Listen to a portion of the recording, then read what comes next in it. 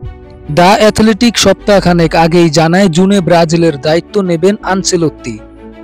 কিন্তু কদিন আগে গ্লোবোর খবরে বলা হয় ব্রাজিল ফুটবল কনফেডারেশনের সিবিএফ এর সঙ্গে আনচেলত্তির আলোচনা ভেস্তে গেছে। কারণ রিয়াল সভাপতি ফ্লোরেন্তিনো পেরেজ আনচেলত্তির ক্লাব ছাড়ার প্রক্রিয়া জটিল করে তুলেছেন। তবে আজ দ্য অ্যাথলেটিক নতুন করে যে খবর দিল তাতে ব্রাজিল সমর্থকদের খুশি হওয়ার কথা।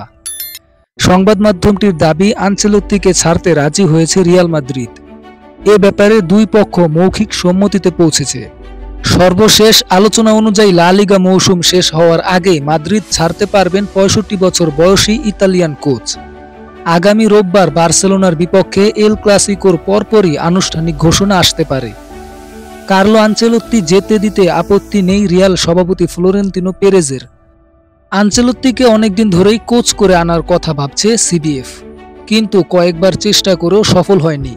তবে গত মার্চে দরিভাল জুনিয়রকে ছাঁটাইয়ের পর আনচেলত্তিকে রাজি করাতে নতুন করে আলোচনা শুরু করেছে সিবিএফ। সংস্থাটির সভাপতি এদনালদো রদ্রিগেজ সোজা সাপটাই জানিয়ে দিয়েছেন আনচেলত্তিকে ব্রাজিলের কোচ হিসেবে দেখা তার জন্য স্বপ্ন পূরণের মতো ব্যাপার হবে। সব প্রায় ঠিকঠাক ছিল, কিন্তু সমস্যা তৈরি হয় অন্য জায়গায়। আনচেলত্তির সঙ্গে 2026 সালের জুন পর্যন্ত চুক্তি আছে রিয়াল মাদ্রিদের। আনচেলত্তি যেহেতু এর 1 বছর আগেই চলে যাওয়ার কথা জানিয়েছিলেন, তাই তার চুক্তির বাকি সময়ের অর্থ পরিশোধ করতে রাজি ছিল না রিয়াল। আনচেলত্তিও চুক্তি বাতিলের ফি না নিয়ে ব্রাজিলে যেতে চাননি। তবে সর্বশেষ খবর অনুযায়ী দুই পক্ষই ঐক্যমতে পৌঁছেছে, তাই ব্রাজিলের কোচ হতে আনচেলত্তির আর কোনো বাধা নেই।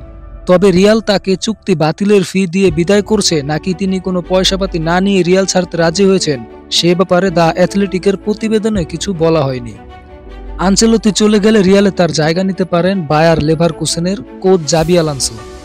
আর ব্রাজিলে আনচেলত্তি অধ্যায় শুরু হতে পারে জুনে বিশ্বকাপ বাছাইয়ের ম্যাচ দিয়ে।